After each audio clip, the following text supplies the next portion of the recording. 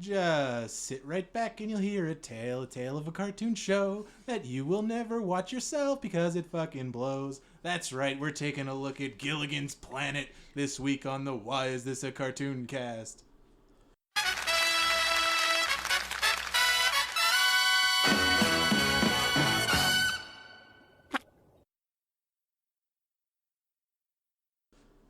What's up, everybody? Welcome to the Why Is This a Cartoon Cast? It's the only show on the internet where we take a look at animated adaptations and ask the essential question, hey, why is it a cartoon?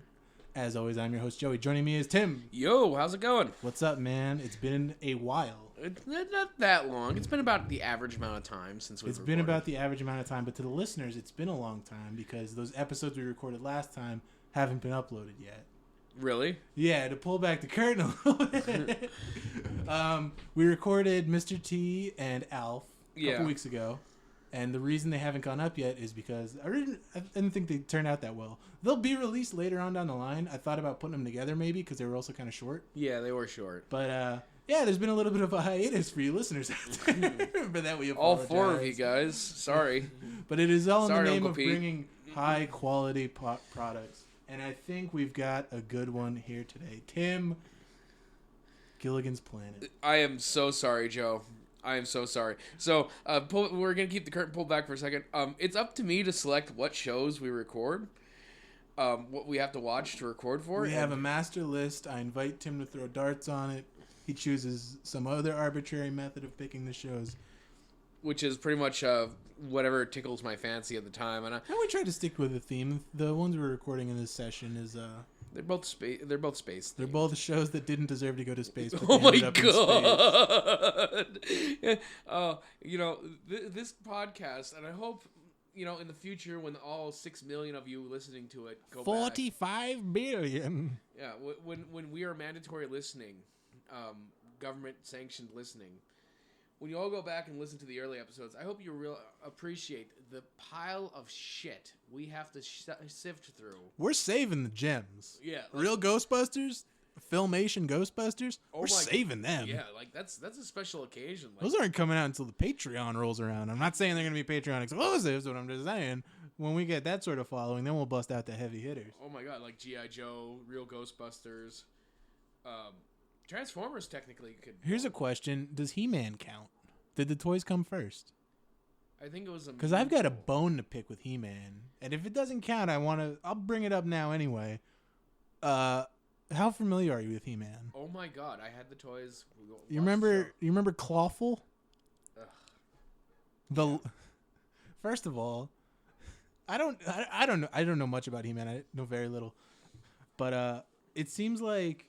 First of all, I'm hoping that Clawful was a character that was created well into the lifespan of He-Man. I think he was right off the bat. Really? Yeah. Ugh.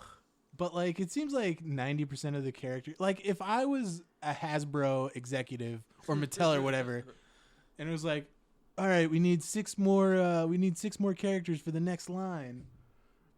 What about Lobster Man? Yeah. Oh, my God. All right. What about Regular Man with Giant Fist? What should we call him? Fisto. Yeah. What about Regular Man with Robot Head? And I don't remember what the fuck he was called. Oh, so there's the F-bomb of the episode. I think I dropped one in the song in the beginning. Actually, no, you said blows. I said effing blows. Oh, yeah, you did. You did. Sorry, Anthony. Sorry, Casey Anthony. Oh, my God. Wow. You're just going to go ahead. Infanticide. Yo, I had no idea that the Robert Blake that was that killed that lady was Beretta. Really? Yeah. Yeah, that was the same dude. I didn't know that was the same dude. I was watching that Chappelle Show skit in my car the other day, and it was like, "Are you aware of the charges brought against Robert Blake?" And he's like, "Oh, Beretta did that shit." I've seen that sketch a million times. This was the first time I actually connected it. Like, the wires finally crossed? Yeah, because I don't think I really understood what Beretta was before this. I understood, it was a thing, but, do you have something I could, prop under here? So? Yeah, hold on. Let me find you something, because you would think a hard surface would be enough for it. We're preventing my laptop from melting. Should we stick some candies under it? That'd probably be a good idea. Here we go. How about my new wave? That's not. I'm thinking like this sort of thickness. If you got This sort of thickness. something, I can shove my wallet under there. Oh wait, how about one of my spoon rests? Totally like breaking the fourth wall by admitting we're in my kitchen. Spoon rest. Keep the mess off of your stove. Yes. This is gonna be a great episode. I'm like so overly tired right now. I'm just gonna be all fucking loopy. Oh, but dude, 3 F-bombs. Those He-Man characters, Clawful. Claw. He's a lobster man. You know what we should do? Moss man. He's covered with moss. We should not worry about if it has a real life IP or a non-cartoon IP for when we do get the Patreon going, and we'll do the really heavy hitter cartoons. Well, yeah, those would be like the special episodes because they're outside of our normal thing. Like, there's a Simpsons podcast that I listen to, and on their Patreon, they do Futurama. Well, yeah, okay, so yeah, the that's precedent has been set. So if you guys are upset with us, first of all, it's very far away, and second of all, blame Australians. Blame them for a lot of things, including the didgeridoo. That's dubstep. It's didgeridoo step. Didgeridoo step. It's do step. Were you a fan of Gilligan's Island as a child? I used to watch it reruns on Nick at Night, and then it became TV Land. Yeah, Nick at Night and then TV Land. I used to watch it on and it was also on like weird hours of the day. So like if I was homesick from school, Gilligan's Island ended up on. It was on at like 6 a.m. and then also like 9:30. Yeah. Or 3 like.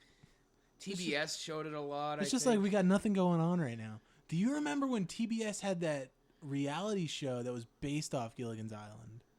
There were like 2 teams. Survivor. No. It was a Survivor ripoff too. But like there were 2 teams, and one of them was like, "This is the Gilligan," and this is this. No, I don't remember that. Now you know what? The only reality show I actually enjoyed watching was Joe Blow, where there was only one guy that wasn't an actor on the entire show, and everybody else on the show was actually an actor. I kind of remember that. Didn't he like get married at some point, and it was like all a gag or something? That was the second season. I think they got.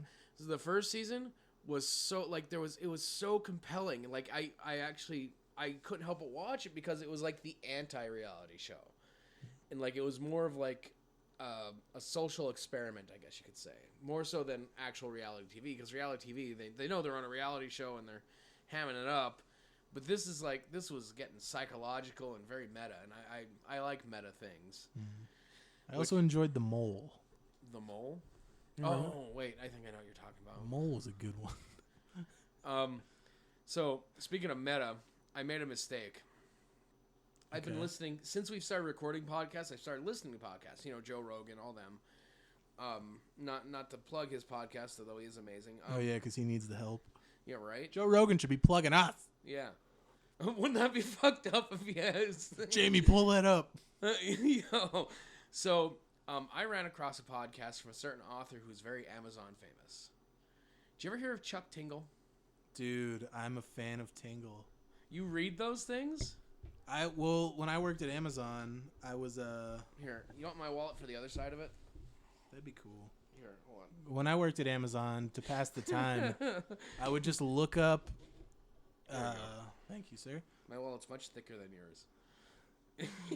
We were comparing wallets at work today, actually, and I was like, "You want to see a fucked up wallet?" And I bust out mine. It's all broken down and like ratty. Anyway, so we were talking about Chuck Tingle. Yeah. When I would get bored, which was often because fuck that job. Yeah. I would just go on to Amazon, the website, and like look at Chuck Tingle books and like look at the synopsises and the reviews, and it was hilarious. I'd send them around. Favorite Chuck Tingle title is Bigfoot Sommelier Butt Tasting. Oh my god.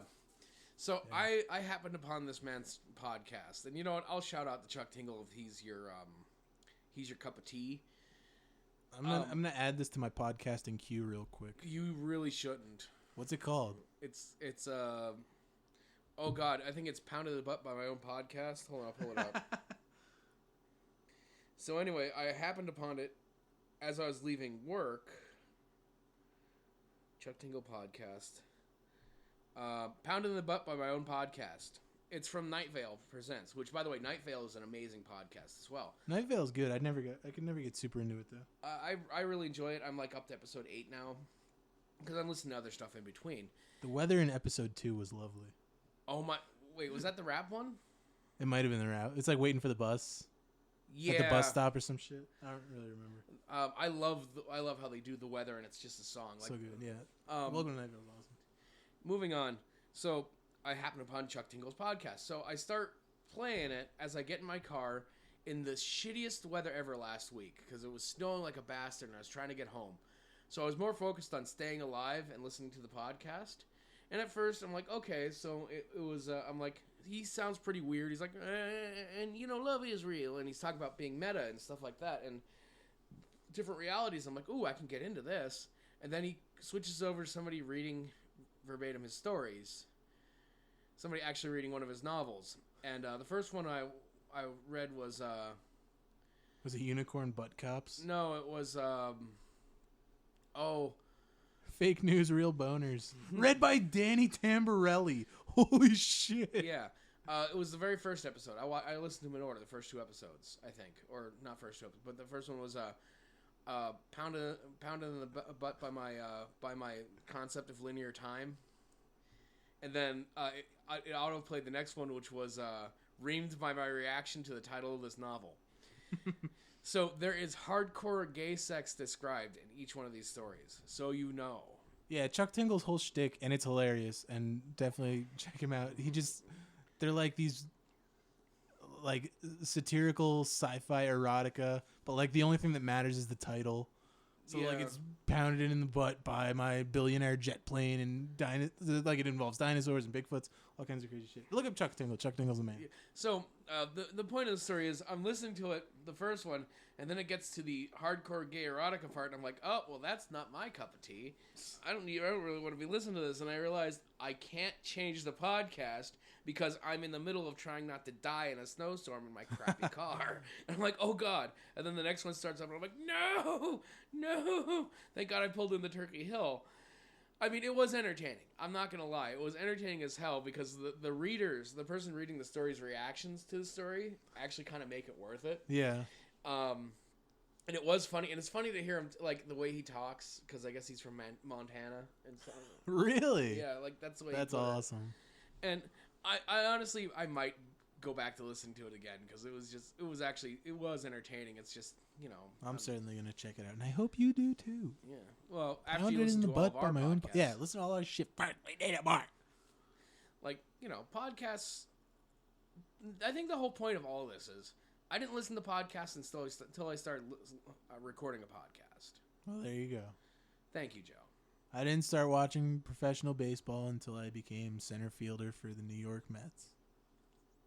Who was left field? Center field. What's that song? Oh, put me in, coach. Yeah. I'm ready to play today. When I was in college, I had a loser math class for people who didn't want to do math. And I have a similar story, but continue. The fucking professor would always reference that song. It was like, this is so irrelevant to, like, permutations or whatever. I mean, I took a loser science class my senior year of high school. You want to know why I took a loser science class? Because I ran out of sciences to take. I took Principles of Technology. Humble brag. AKA Applied Physics. And it's all hydraulic systems and stuff like that. And I slept with that class. I ended with a 98. He didn't give me 100 because I was sleeping. And I'd be asleep at my desk, and I can't remember what the hell is my teacher's name, but so I was like, why does Tim get to sleep? Tim! And I like lift up my head. What? What's the answer to this up on the board? 15 PSI and about 25 gallons per minute. Okay, put your head back down. That's why Tim's allowed to sleep. So you just Rain Man your way through the whole class? Because it was all easy shit. It was hilarious. Like I wish we had like particle physics or something like that in high school because I would have fucking ate that shit up. Not that I'm like a genius or anything because I'm a fucking moron, but that's neither here nor there. Definitely gotta watch Wapner. Yeah.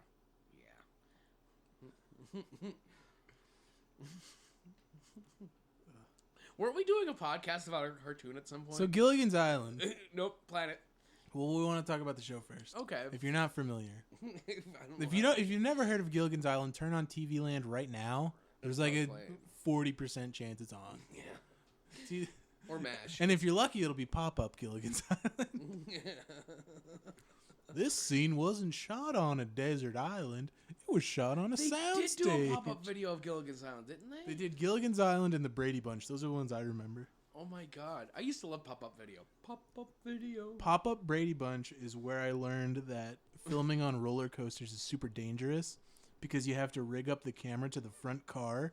And when they did it, they had to do it for Brady Bunch. The guy who played the dad, he was like, I'm fucking not going on that. There's no way. So he's just not in the scene. and like when they were filming, like something actually had, like the camera actually got detached when they were testing it or something. But like, yeah. Ever since then, whenever I see somebody like a scene in a movie or something on a roller coaster, it's like, Mr. Brady wouldn't be on that. No. So yeah, Gilligan's Island. Should we go over the premise of it? Well, if you just sit right back, you hear a tale of a fateful trip. Fateful trip. It started on this tropical aboard this tiny ship. The mate was a mighty sailing man. The skipper. Wait, is that really the line? Yeah. The mate was a mighty sailing man. The skipper brave and sure. What was his actor's John name? Denver? No, Bob Denver. Was it Bob Denver? It wasn't John Denver. John Denver's the singer that died in a plane crash. John fucking Denver. John fucking Tony Montana. Anyway, Bob Denver. Bob He is Denver. not the mate was a mighty. He's not mighty. He's like a shrimpy. Well, that's the point. The song's It's supposed Gomer to, Pyle on a boat. He really is, but I think the song is supposed to like It plays it up. It's like tongue in cheek. Yeah, tongue in cheek on that. And then the skipper's brave and sure. Yes. Yes. They started on this 3-hour tour. So this random assortment of people that would never be together under any circumstances gets on this boat and they're like, "Oh, we're gonna do a 3-hour tour." Yeah, the millionaire, the skipper too. Yes. We'll get to the cast. We got to finish out the plot. Sorry. The weather started getting rough, and the tiny ship was tossed. Mm-hmm. It weren't for if it weren't for the courage of the fearless crew, the minnow would be lost. The minnow would be lost. Best episode of this podcast ever. No. What happens next? I can't remember how the fuck. The minnow would be lost. The minnow would be lost. Oh God, something about a desert isle. I don't know. You know, I used to be able to sing this fucking song. We just did most of it. Yeah, but I used to be able to sing it all the way through. In fact, I can remember getting in trouble in math class for singing the fucking Gilligan's Island theme. All right, we're gonna take a pause for the cause real quick. All right, we're back. So this evidently the ship set. Wait, the ship set sound on the shore of this. You have it in front of you, and yet you What can't. the hell am I? Oh, the ship set ground on the shore of this uncharted desert isle. Okay. With our cast of characters, Gilligan, of course. The skipper too. And then we got the millionaire and his wife. What the fuck? The movie star. The professor, and Marianne. Who Here is on Gilligan- Marianne? Nobody. Marianne's a nobody. Well, you know what? Marianne is the only one who doesn't fit in with that group because a millionaire and his wife with a movie star. Yeah. And then a professor, if he's some hoity-toity He was. fucking I mean, he made a radio. Elon Musk type guy. He made a radio out of coconuts and. Did make a radio out of coconut. Couldn't patch the boat. We'll get to that later. I know, right? Fucking nails. Do you ever hear of fucking nails? We couldn't have taken down the superstructure of the boat to patch the fucking hole in the side and sailed it back to fucking land. But that's neither here nor fucking. So yeah, this whole group of people, they're on a desert island. And stuff happens. I vividly remember an episode with a gorilla. Yep. The Harlem Globetrotters show up. I don't know. The Harlem Globetrotters didn't show up. The Harlem Globetrotters did show up. Wasn't there? Grizzly Adams did have a beard. Grizzly Adams did have a beard. Wait, was it one of the TV movies where they're like, oh no, we're on this desert island, and then they like walk like 3 miles east at some point, and they realize they're not on a desert island because they see the freaking marina and everything? The Harlem Globetrotters are on an episode of Gilligan's Island. Okay. But, so, quick question. Yes. Ginger or Marianne? The movie star, or the normal girl. I mean, you gotta think, like, if you're in that situation, like if you're Gilligan, but you're not like a total oaf, like you're just like a fucking normal dude, you're gonna go for both. Yeah, try to get yourself into. And Mrs. Howell. You know, I'll be honest, Mrs. Howell probably was in this. What was this? The 70s? Like there were orgies on Gilligan's Island. That's what it was. Mm-hmm. There was some coconut lube going on. That's what the professor was whipping coconut out. Oil. Coconut butter. Or whatever it is. Coconut oil. It's coconut oil. But if we're talking about the characters on the cartoon, the fucking movie star is a total bitch. Yeah, and then Marianne is the only sensible human being on the fucking planet. She's barely first of all, she's the only one that makes sense. Mm-hmm. And second of all, she's barely involved. Like, she has got to have the least amount of lines in this episode. Or maybe Mrs. Howell. Oddly enough, there's only one person that didn't come back and reprise their role. Who? Ginger. Really? She, after the end of the original run of the series, she's the only one that refused to do anything involving Gilligan's Island. Wow, did they Welshie her? Yeah, Welshie, yeah. Welshie! It took me half a fucking second. I'm like, what are you talking about? And I was like, Futurama, dipshit, when they go to the Star Trek planet. Because that's what I wanted to get with when we get to the Wikipedia section. So everybody except for Ginger does their own voice, like Bob Denver and whoever. Nobody else matters. Yeah. The only one anybody ever fucking remembers is Bob Denver. Why? Because he was fucking Gilligan. And his name is very close to a famous singer's. Because I could swear that the skipper was portrayed by John Candy. Dude. He was at least a visual reference. Late 80s Gilligan's Island movie with, okay, John Candy would be the skipper. No, but dude, you know how they made that parody Brady Bunch movie? Yeah. Do that with Gilligan's Island. Yeah, but John That's Candy's the pitch. Dead. Well, John Goodman. Go back in time. John Goodman could fucking play him. John Goodman's skinny now. Yeah, but he can still play the skipper. And he's also flabby. Doesn't matter. He can still play the skipper. There's no fat comedians anymore. Sure there is. Who's the fat comedian? Jonah Hill's skinny. Patton Oswalt. Patton Oswalt is not a film actor. He's been in stuff. He's not primarily an actor. He's primarily a comedian. Voice of what's his name in Ratatouille. The voice. Yeah. No, but okay, just hear me out on this real quick. John Goodman as a skipper. Okay. Johnny Knoxville as Gilligan. Ooh, I love Johnny Knoxville as Gilligan. That's legit. You could make it so that he actually gets hurt. Yeah. Like so the professor would be played by Jeff Goldblum. Okay. The millionaire would be played by John Malkovich. His wife. I don't like John Malkovich as the millionaire. Redhead millionaires don't exist. John Malkovich has no hair. John Malkovich is a redhead. Is he really? Ooh, Willem Dafoe as the millionaire. Or, wait. No, I don't love Willem Dafoe as it either because he's got that creepy look. We need some stuck up. Well, did you ever see It's a Mad, Mad, Mad, Mad World? Yeah. Thurston Howell is the pilot in that movie. Yes, I know he is. I was immediately like, oh, the pilot from Mad, Mad World. It's like it's the same fucking guy. So who is an awesome old guy that could play the millionaire? De Niro. He does all the comedy. I don't know if I could see him as the millionaire. I could see him as the millionaire. How about I had somebody? Oh my god, I had somebody. It was fucking perfect. John Cleese. John Cleese. Yeah. Yeah. John Cleese would work.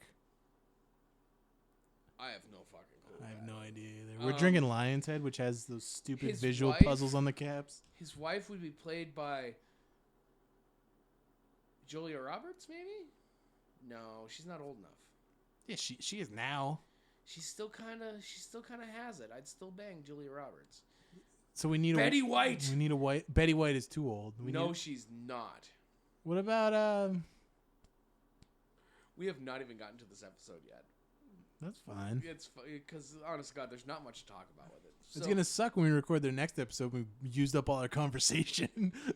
No, you haven't, because there's plenty to talk about with the Partridge Family. Ugh, spoiler alert. Yeah. Oh, sorry. Fucking idiot. You can cut that out. I'm not going to. I have to edit this tonight. Oh yeah, fair point. Oh, you have work in the morning too. So let's. Yeah, but I'm gonna work from home. Oh, nice. Yeah. I wish I could work at Amazon from home. So the wife. Did we figure out the wife? We're still trying to figure out the wife, right? The millionaire's wife. Who's So, like Meryl Streep?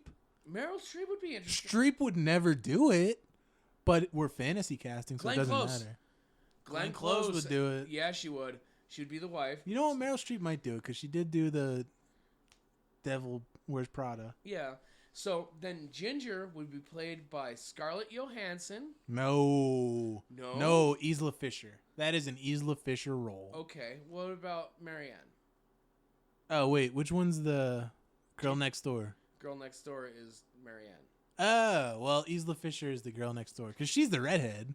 No, girl next The door. movie star is the redhead. Yes.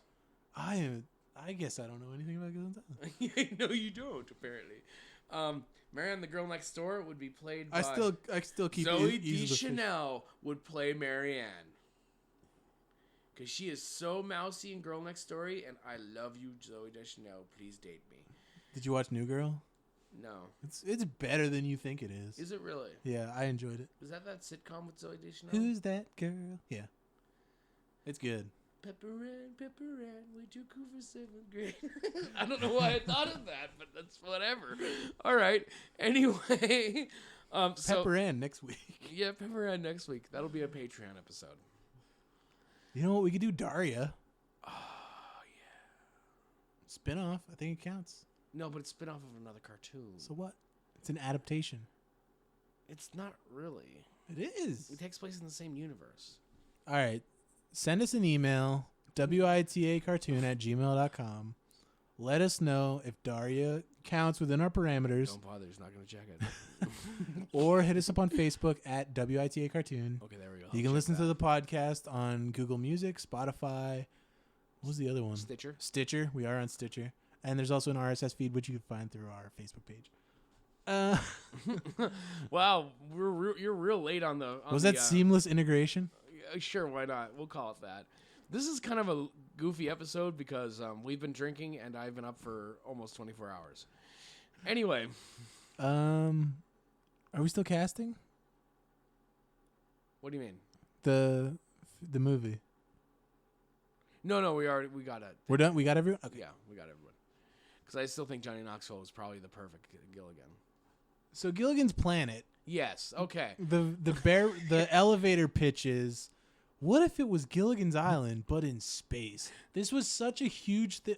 Oh, shit, the Wikipedia. Yeah, so... what year was this? 1982. So 1982. This was such like a space, like, what if this was in space? What if... Everything. And you had, like, Silverhawks and Thundercats. The Peanuts went to space at one point. Like, it's ridiculous. Yeah, they did, didn't they? Everybody came back except Ginger. 13 episodes from September 18th of 1982 to December 11th. Was this a Hanna-Barbera? This was a Funimation. This was Funimation, which This was their Hanna-Barbera Light. This was actually their last Saturday morning cartoon. Wow. Before they went... Oh, that's the anime people, right? Well, no, they went to syndicated cartoons then. Yeah, so they started licensing and syndicating cartoons. But they're the company that does like Dragon Ball Z and all that shit, right? Funimation? Yeah, they do a bunch of stuff. So this was a Funimation cartoon. Wow. And this is before... Put that on the DVD from the people who brought you Dragon Ball Z. Asterisk. It's technically true. It's technically... that's the best kind of true, if you ask Hermes, at least. So this is the last cartoon that they actually produced in and of themselves. Everything else is shit they said, fuck it, here's money, we're going to syndicate this and make even more money. And they went out with a bang. They didn't go out, they're still around. Well, as far as producing original content. Yeah, a little bang. Yeah, okay, sure. Why not? We'll go with that. So, like I said, 13 episodes, which I believe is 12 episodes too many. You could say that. Yeah. They should have said, hey, this is what's going on. They're on another planet. Yeah, we've kind of fucked up. Anyway, then we go to the opening theme, which really wasn't even a theme. It was just kind of... It was just like a... I kind of liked it. It wasn't a song, but it was like a rhyme to... Yeah, and different characters took different parts of the rhyme and explained what happened. It wasn't anything offensive. Apparently, it was just a modification of the previous Gilligan's Island cartoon that I didn't know about. Oh, there's another Gilligan's Island cartoon. Was. Let me pull up the wiki again real quick. Well, no, don't, because we might actually do that for in a future episode. So the episode we watched was the first one. It's called I Dream of Jeannie, and I immediately thought, like, oh my god, did they start with a fucking crossover? Oh shit! I still have Chuck Tingles pounded in the butt by my own podcast up. Hold on a sec. So the main cast of characters from the show, from what we could gather from the first episode, it's all the castaways plus a tiny green alien. Scrappy? Yeah. Yeah, this scrappy do little alien. He's not even that bad though. He wasn't great. He didn't talk, which was always good. And he really kind of he was a little bit of a he was a necessary character in the episode, but he wasn't as annoying as like Mr. T Kid. Yeah. Which I guess nobody's going to know about until we eventually post the episode up. I wasn't aware that we hadn't done it in the past, although I did. As far as Scrappy Doos go, he's not that bad. But yeah. Nevertheless, he's a Scrappy Doo. He's like a half scrap. Half scrap. We'll call him a half scrap. Hold on a second. How does this episode start? They're just farting about. Yeah, they're just kind of... No, it starts off with a camera lens view of Mr. Howell's nuts as he's asleep. It's like a little circle, and you're like, what the fuck? Who's looking at Mr. Howell's nuts? And then it turns out it's the little green alien dude with his camera. Oh, yeah, little aliens running around with his camera. Yeah. So the professor couldn't fix the fucking boat. I want to point this out. He couldn't fix the fucking boat. You have that written down, too. The same note. So he couldn't fix the professor is confident in his skills to repair this rocket ship to fly them across space to Earth. Built a fucking rocket instead of fixing the boat. He built a rocket ship. He could not patch a boat. What the action? You think he would have figured out how to fucking gut Skipper and turn him into a fucking raft, okay? Like, I don't understand.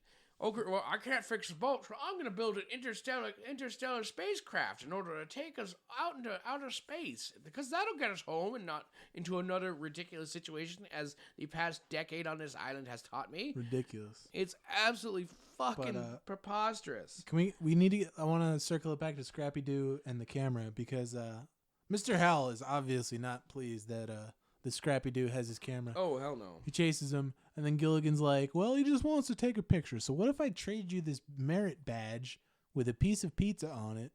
It's like a pizza merit badge. Yeah, it was like a pizza eating contest. I'll trade you this merit badge if he can take one picture. And Mr. Howell's like, well, I'm a greedy fuckface. I also want to point out that what color hair did Ginger have on Gilligan's Island? Red. What color hair does she have on this TV show? Is it red? No. I don't remember. It's white.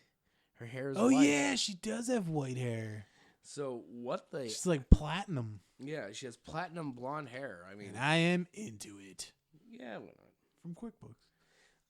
So I have written down the note that's Scrappy Doo right there.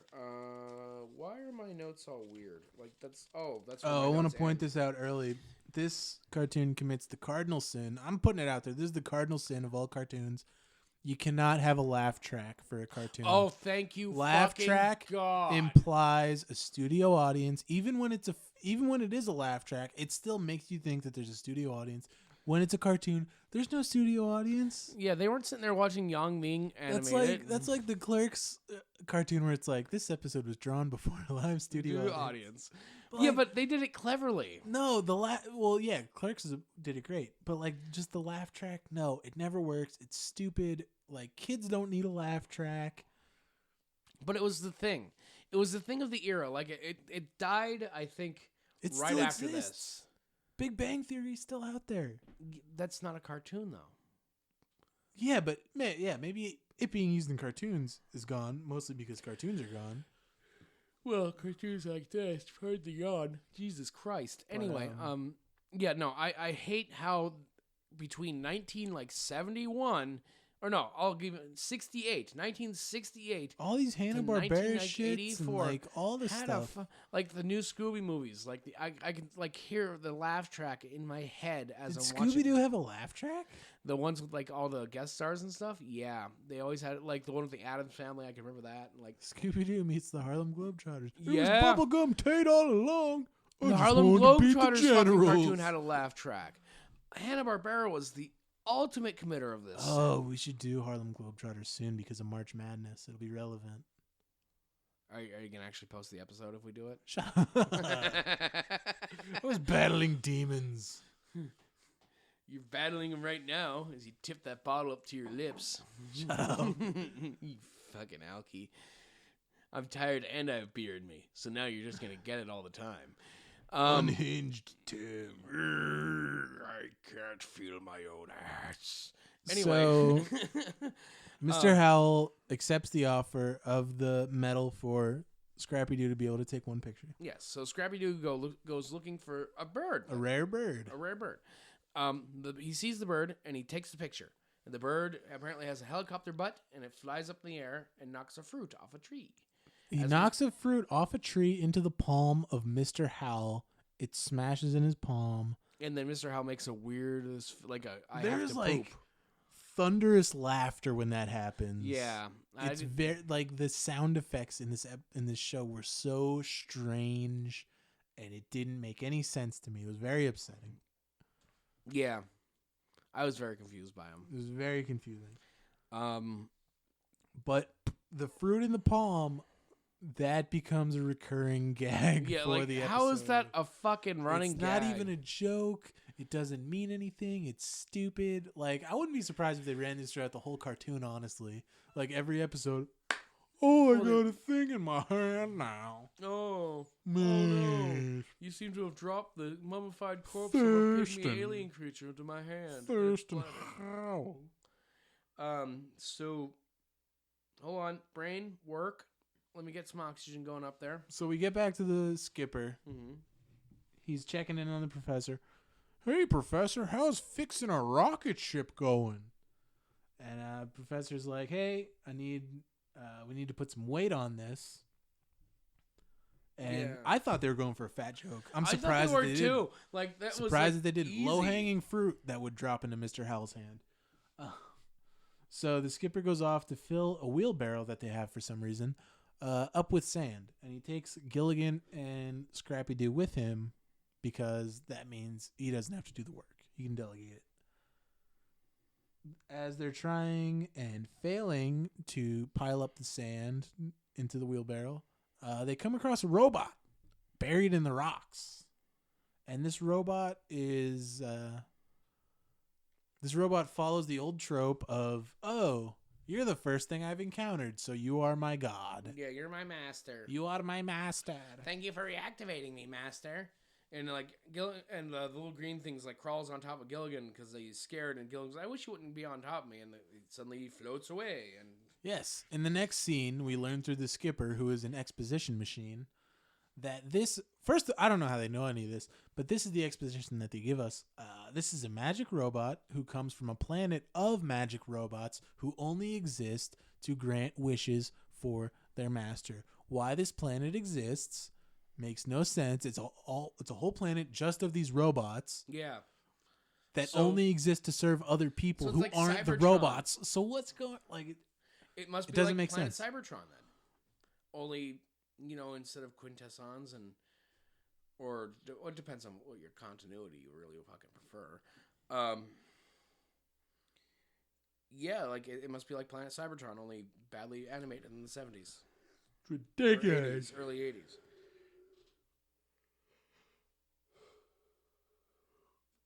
Ugh. Yeah, so they find out they have a magic wish-granting robot. You'd think the first thing, you're stranded on this foreign planet.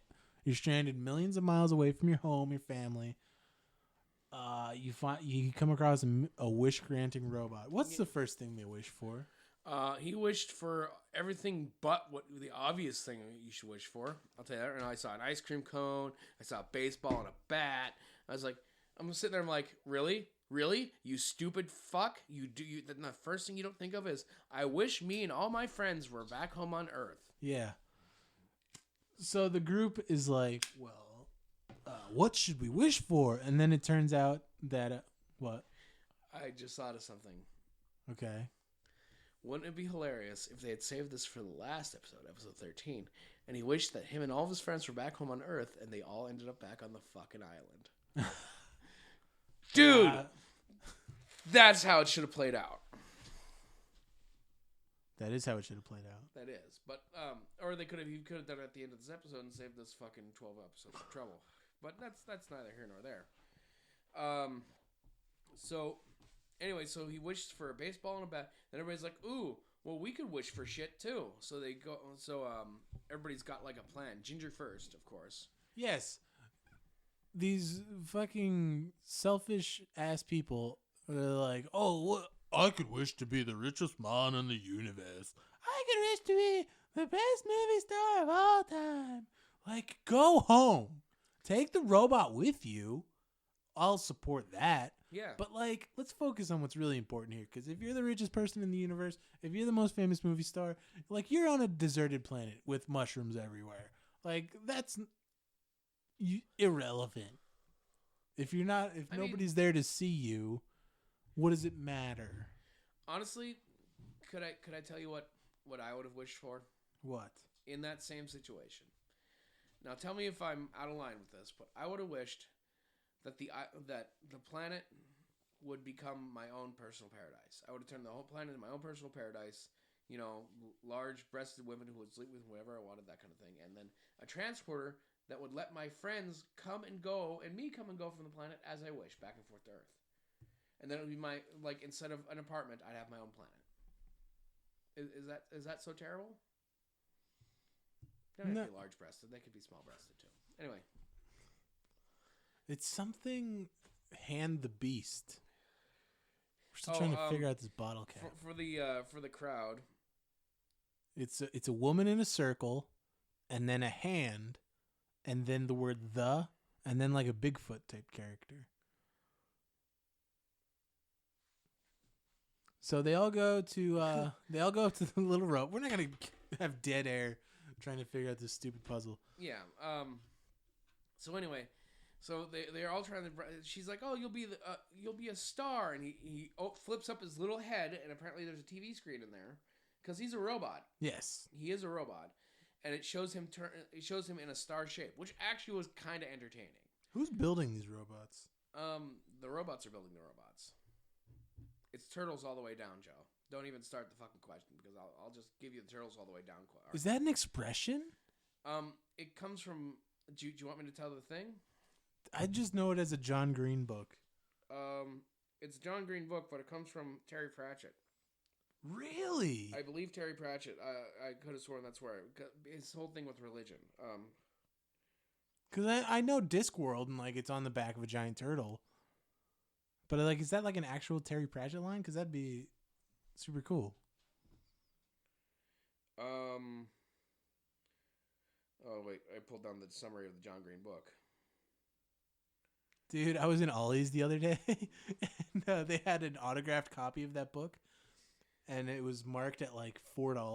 Did you grab it? Or no, it was marked at $2, and I was like, "Oh shit, I'm gonna get this and flip it." I looked on eBay, and it goes for like $4. So I was like, "Oh, John Green, I guess you signed too many of these bad boys." So, basically, it's.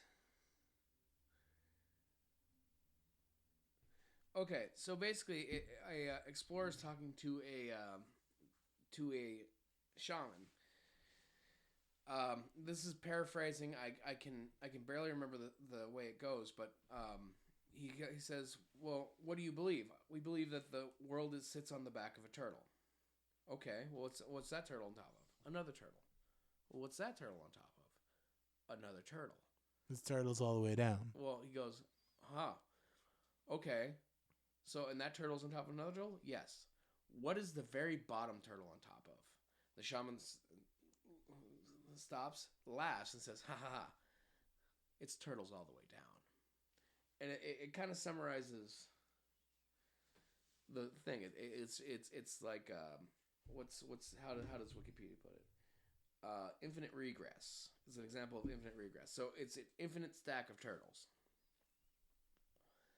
But that's I don't know why. I like to say things are turtles all the way down because when something doesn't make sense because something else doesn't make sense, I pretty much start saying it's turtles all the way down. Well, I didn't realize that it was that it was like an actual expression. Yeah, that's cool though. Yeah, I think it's pretty neat.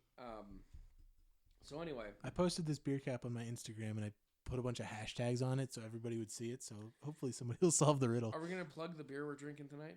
It's Lion's Head out of Wilkes-Barre, Pennsylvania. Mm-hmm. It is the Wilkes University drink of choice. It is the beeriest beer. It like if I said before we even started recording the podcast, if you search what does beer taste like, it'll just show a picture of Lion's Head. It is the most. It's beer. This is like when your uncle kisses you on the cheek at a family barbecue. And that like smell you get yes. is the taste of this beer. That's perfect way to put it. It's inoffensive. It tastes like beer. It's not bitter. It's not sweet. It's not hoppy. It's not any of that other shit. It is what it is. It is what it is. It's turtles all the way down. Brought that back. Anyway, so he came from a planet of robots built by robots built by robots. Let's just leave it at that. So anyway, and then Thurston Howell comes running up. No, my boy. You know, make me the richest man in the universe. You'll be a giant. I'll make you a VP. And he imagines himself being a giant. No, we're not at that part yet. You are, because we're talking about Ginger. She tempted him with the star. And then, no, we didn't talk about how. Well, I guess we were right before that, so technically we're at that part. But Ginger goes up to him sexy, and she's like, "Hey, magic robot." What was his name? Wizzo? I don't remember. Yeah, Wizzo. That's Wizzy? Wizzo. Wizzo's what is he a urinal too? I wrote it down. Yeah, it was Wizzo. I'll call you Wizzo. That's what Gilligan said, by the way. We skipped the entire part of him playing fetch with the green creature too. He's not playing fetch; they're playing baseball. No. After Gilligan wished for the ice cream cone. Oh, he said he could take a break. He could take the day off, so he's down on the beach playing with the lizard thing, which I don't remember what the fuck it was called. So anyway, so they're playing fetch, and it's like this thing where he's throwing the sticks, and the green thing's throwing the stick, and the robot's catching it. Now you catch, and he throws the stick, and it's floating around like crazy until it lodges itself into a fruit tree. This is very important. So the fruit falls again. Shh, you gotta spoil it. It's a running gag. It is. So the lizard thing climbs up after the thing. Ginger tempts the robot with her sexiness, and the robot is pretty bashful about it. So I guess he wanted to put his big metal penis inside of her or something. Yeah, she straight up seduces the robot. She's like, "Hey, Mr. Robot." Well, I'll be honest. My issue with this, with the way the plot line is going, is the robot's services are not finite. Yeah, it gets tired. Well, you need to keep feeding him, but there's no reason they can't wish to go home, and she could be famous, and he could be there's no reason they can't do all of those things. Yeah. So why are they acting only one person can, why do the movie star and Mr. Howell have to compete? They can both have what they want. Yeah. Just have Gilligan ask the robot for it after he takes him the fuck home. Well, no, because once they find out that the robot needs to eat, Thurston feeds him a gold coin. Gold watch first. He eats Thurston's gold watch. Yeah. So, once you feed him, you become the new master. Yeah. Those are the rules. Yeah, so Thurston becomes his master, and he basically has the robot build this giant industrial complex on the fucking planet like an asshole. No, the tower needs to be a little bit taller. He built Hell City. Yeah, what? Nobody's there, dude. It's like Omega Man. Seriously, it's only Mr. Howell and the other survivors. And, what's the point of all that shit? How much of a greedy... never mind, I remember Mr. Howell from the show. He's a greedy asshole. So eventually, he keeps... I figured it out immediately. He keeps building onto his city. He's like, I want a highway. I want the tower taller. Jukebox. Yeah. I thought that was clever. I think I got that one before. Years ago. Yeah. Well, by the way, Lion's Head beer has puzzles on the other sides of its caps. So if you randomly hear us stop talking and say something random, it's because we're confused. So anyway, Mr. Howell has the robot build a highway and all this other stuff, and suddenly he runs out of steam. And Mr. Howell's like, "Oh, I'll get you more coins," and then he can't get his safe open. Well, no, we skipped the part where Mr. Howell goes to sleep. He takes a nap, and then the other islanders are like, "Man, we gotta We got to feed that robot so he'll be on our side, so he stops with all his hell nonsense. And then takes us home. All it takes to feed the robot is literally any metal. Yeah. Right? Yeah, pretty much. It seems like it. But everything he ate so far was gold. The gold pocket watch and the coins. Yeah. So maybe it's not any... Or no, he says metal. He's like, I need metal. Yeah. Or no, the fucking professor. Figures it out. Because he's a Because they metal try to feed him like a ham sandwich or something at first. And it's like, oh, maybe since he's made out of metal, he only eats metal. And It turns out to be right, but like, Professor Ex Machina. Yeah. It's ridiculous. Wow, thanks for keeping that running gag going for 2 seasons. Shut up. Anyway, so Gilligan is trying to catch Mr. Howell's gold coins with a fishing pole. Yeah, they try to... And they grab Mr. openly Howell's... stealing from the rich. Yeah. Wonder where Bernie Sanders got that idea. Yeah, way to go, Senator Sanders. Oh, I totally did not watch Gilligan's Planet. Shut up. Old ass man. Yeah, with your weird hair. And the fact that you'll never be president. Yeah. All hate mail can be sent to witacartooncast@gmail.com or find us on Facebook, WITA Cartoon. If you're listening to us, it's probably on Stitcher, Spotify, or Google Music, or possibly through our RSS feed. But communism doesn't work, kids. Neither does socialism. But like, they work so hard at stealing from Mr. Howell. They grab it. They get his pants first. They get his pants, and then they hook like a giant sack, which they think contains all his money. I knew what it was the minute they pulled it out of the fucking building. I was like, okay, I know what's going on here. And sure enough, there he is inside this giant sack, chained to his safe. Handcuffed to his safe. Why can't they just feed the robot the safe? Why can't they just get literally any other scrap of metal? It seems like it doesn't matter. Yeah. What are the rules of the universe, damn it? Well, then, the episode would end early, and then we would have had more time to do things that are more constructive, like pick our noses or take poops and things like that. So, eventually, the robot runs out of steam again after Mr. Howell asks him, what does he ask them to build? Oh, a starport, so, the Martians and stuff can come visit. Yes. What does Gilligan feed him to get power back? So what happens is, Mr. Howell runs to his safe, and it turns out he can't get his safe open. So Gilligan's like, oh, no. Oh, Mr. Howell tries to write a check. Yeah. He's like, we'll eat this check. It's good. Yeah, it's worth all the gold and blah, blah, blah. It's good as gold. And the robot's like, fuck you, old man. No, he says, not for me. Yeah. And then Mr. Howell turns red and looks constipated again for the 5th time this episode. So then Gilligan's like, what are we going to do? And the little green ex machina is all like, oh, look, I have a gold coin that we found in those pants that you pulled out of the hut earlier. So Gilligan gives him the gold coin, and everybody goes and is like, okay, we can wish to go back home now. Yeah, I can't wait to get back home. And then Gilligan, like an idiot. They're all set to go back home, and Gilligan's like, I wish the robot could go home too. He says that first before he says his own thing until the robot runs away. God damn it. He teleports away, and then all of the Howell Industries stuff teleports away too, apparently. Yeah, why does that all go? I don't know. It's very confusing. So that all teleports away, and then the most cop-out ending ever. But to be fair, I didn't see it coming. I knew it wasn't gonna work, but I didn't see it. I thought maybe the robot was going to blow up from a stupid wish, or I don't know. I didn't know what to expect. I wasn't expecting that, though, so kudos to them. Yeah, I guess.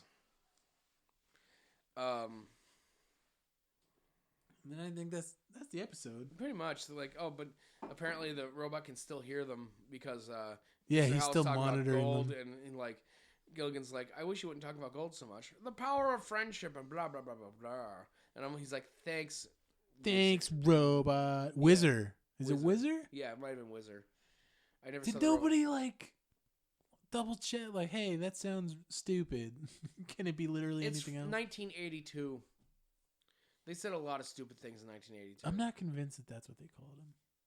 It's whatever. I'm not going back to watch it again. No, I'm not opening that link again. So then the episode ends. Everybody's laughing, and then the credits roll. Yep, and that is it's Gilligan's Planet. No. Before you even ask the fucking question. Did not deserve to be a cartoon. Gilligan's Island was what it was, and nobody needed a continuation of that. I mean, you can't catch lightning in a bottle twice. I would argue that Gilligan's Island was not lighting a bottle. It's very popular. It was very popular. But yeah, this whole taking a thing and putting it in space, it doesn't. I would argue it never worked. No. I can't think of anything it worked for. Spoiler alert for the next episode. But yeah. Well, Archie in space is all right. Archie. Yeah, they went to space. That was pretty all right. In the Like comics. All in the Fan. Oh. No, not G-Arch. Not that Archie. Oh, Archie. Yeah, eat These it. Martians. No, Hey, meathead, get out there and start shooting some xenomorphs. They gotta live too, just because they hug on your face and burst out your chest, Archie. Go blast them green bastards. Don't get that alien acid blood on you. I don't want to see you without that mustache. I don't care how fat you get later on in life. And tell Sammy Davis Jr. to loosen up his spacesuit. I don't fucking know. Oh my god. Anyway. What the fuck just happened At the end of every episode, we like to give our pitches for our own ideas for shows that would fit alongside some of these adaptations in a Saturday morning lineup. Tim, do you have anything for us this week? I will after you say what you have. Well, I've got Laverne and Shirley in space. Really? Yes, and sticking with the theme for this week, the two hardworking Midwestern girls find themselves in the deep spaces, and they'll probably get another job at a brewery. I'm not really super familiar with Laverne and Shirley. I just thought of the title while I was watching this episode, and I wrote it down. Oddly enough, guess what? What? Spacey days. The happy days in space. Happy Days in Space could work. Can you imagine Fonz in a spacesuit jumping a hover car over No, a I just tank? picture an alien with like 6 arms and a leather jacket. Yeah. A. Oh, robot Fonz. Robo Hey. Fonz. Snaps his robot fingers and all the lady robots get up and walk out of the room with him. I'll approve of that idea.